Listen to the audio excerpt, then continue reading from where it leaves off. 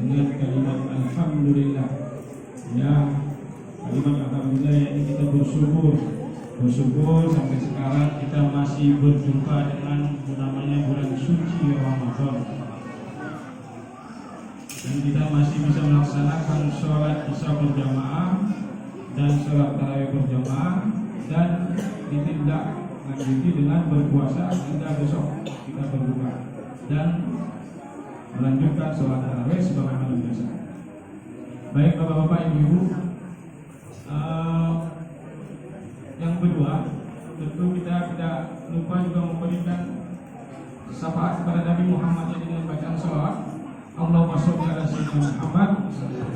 Semoga dengan bacaan sholawat ini kita mendapatkan syafaat ya dari Nabi Muhammad SAW, baik di dunia maupun di akhirat. Ya. Terus saya tegaskan secara mendalam, ya, sehebat apapun sifat takwa kita di dunia ini, sedalam apapun maksiat kita yang ada di dunia ini, hanya satu yang bisa menolong kita, yakni syafaat dari Rasulullah Muhammad SAW. Ada sebuah dialog, saya tidak tahu itu hadisnya, katanya, kalau bukan karena engkau ya Muhammad, tidak aku ciptakan dunia ini, kata. Ya, luar biasa posisi Nabi Muhammad. Ya, manusia layaknya kita seperti ini, ya, tapi ternyata memiliki derajat, ya, yang lebih tinggi, bahkan lebih tinggi daripada malaikat-malaikat yang sebelumnya jauh diciptakan oleh Allah Subhanahu wa Ta'ala. Ya.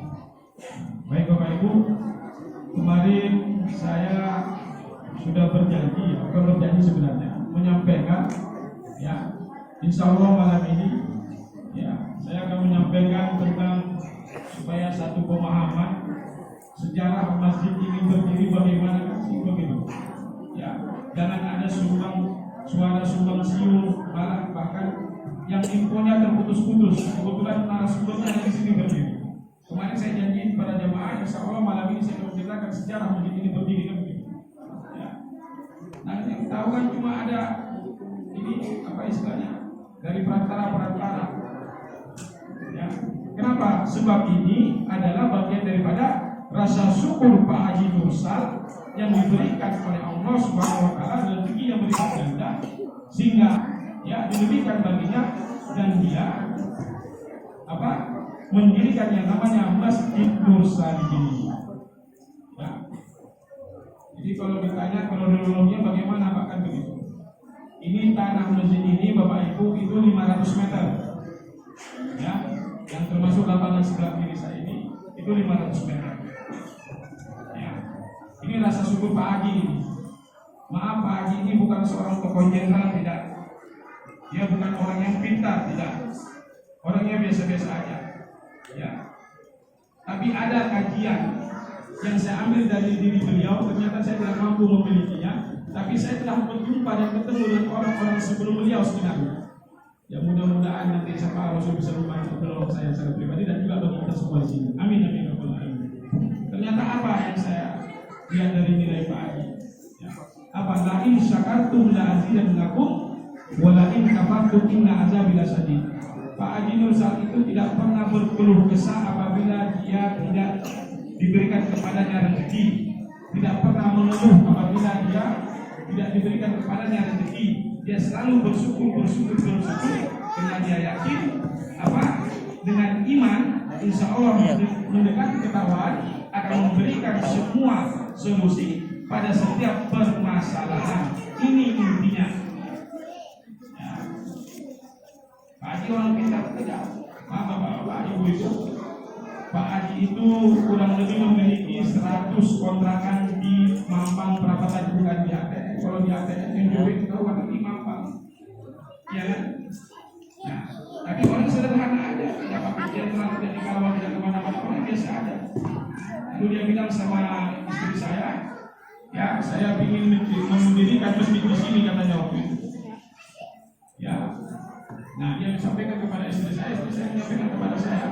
Dengan alasan apa?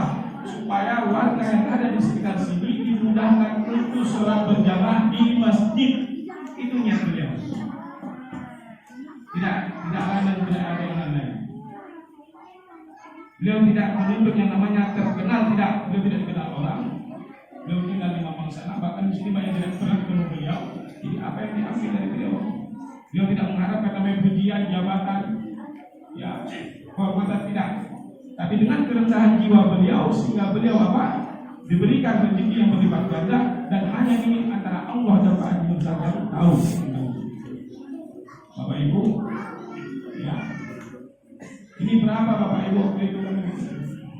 Ya, ini beliau beli pada beliau, ya, waktu itu kurang lebih tanah ini itu kurang lebih 970 juta, bangunan ini kurang lebih 1,2 miliar.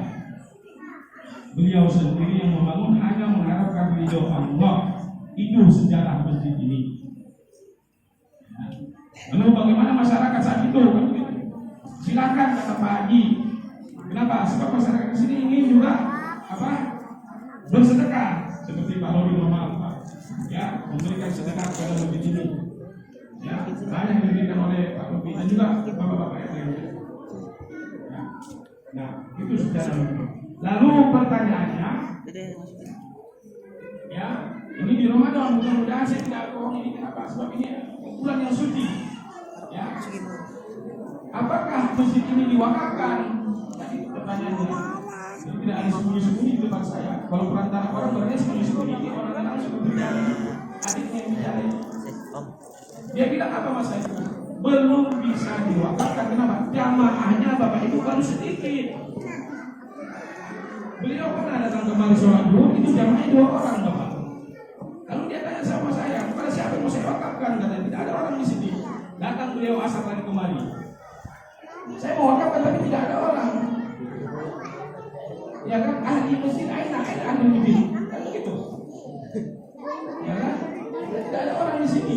Beliau pun mengurungkan niatnya. Jadi sampai sekarang masjid ini masih atas kepemilikan Pak Haji Nur. Nah, ya, terus saya sampaikan. Jadi aja. Karena di dalam bulan suci Ramadan sebenarnya saya bercerita seperti ini adalah untuk menggerakkan kita supaya mendekatkan diri kepada Allah. Kenapa bulan yang suci ini? Agar kita dimudahkan rezeki dan jalan keluar pada setiap permasalahan yang kita lalui. Itu salah satu. Lalu bapak-bapak, ibu-ibu di sini ada KKM. Ya. Supaya jangan simpang siur lagi. Di sini ada istighosah, ada paguyuban. Nah, saya sampaikan, KKM adalah fungsinya mengawal setiap kegiatan apa?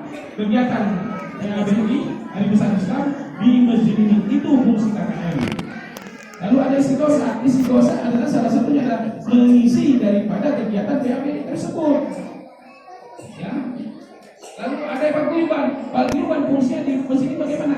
Sebagai koordinasi agar kegiatan yang ada di masjid bisa diselaraskan, disampaikan kepada seluruh masyarakat yang ada di sekitar ATM ini. Itu sebenarnya yang susahnya. Tidak ada pengertian teman-teman dalam Islam. Apalagi audio mencari memutar fitnah. Ya, itu sudah. Ya, ini perlu saya luruskan di sini.